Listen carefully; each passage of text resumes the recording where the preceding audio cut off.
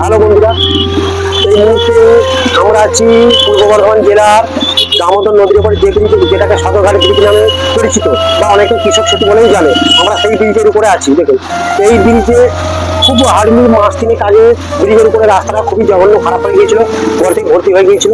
দেখুন, মাস তিনেকের মধ্যে কাজ হয় ওই গর্তগুলো আবার কি হারে জল জমেছে আপনাদেরকে আমি সেটা দেখাচ্ছি। আপনারা দেখুন, যে কন্ট্রাক্টর কাজ করেছিল ওনার জল নিকাশিগুলোর দিকে লক্ষ্য রাখা দরকার ছিল। দেখুন, সামান্য জল হয় দেখুন। আমি ব্রিজের বাইরে যাচ্ছি, আপনারা দেখুন। জলে বিশেষ করে টু হুইলার, টোটো এবং এর উপর দিয়ে সব বিভিন্ন লাইনের গাড়ি, মানে প্যাসেঞ্জার বাহী গাড়ি, লরি, ট্রাক সবই যাতায়াত করে। দেখুন জলে কি অবস্থা।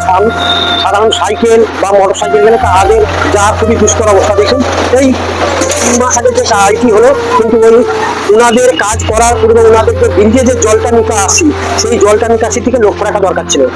এই নিয়ে আমি কর্তৃপক্ষকে জানাতে চাই যে আপনারা বিশেষ করে এই ব্রিজের উপর জল নিকাশিটার দিকে লক্ষ্য দিন। নইলে করে ব্রিজে সামান্য পিচ, কিন্তু জলের শত্রু হচ্ছে পিচ।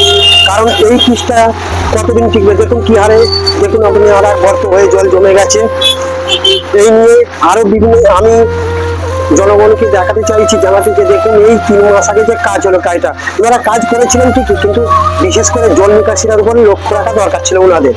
ব্রিজের পাশে দাঁড়িয়ে আছে, দেখুন নিচে জল কিরকম, আমি হাত বাড়িয়ে দেখাচ্ছি। দেখুন আপনারা ব্রিজের উপরে, কারণ জল নিকাশির যে ব্যবস্থা আমাদের থাকে, সে নিকাশির ব্যবস্থাটাই নেই দেখছি ব্রিজের উপরে। দেখুন এতে করে ব্রিজ কতদিন টিকবে, কতদিন টেকসই হতে পারে। যাতে করে এই ব্রিজের ঠিক রক্ষণাবেক্ষণ হয়, তার দিকে লক্ষ্য দিলে সাধারণ জনগণ উপকৃত হবে এবং ব্রিজও বেঁচে যাবে।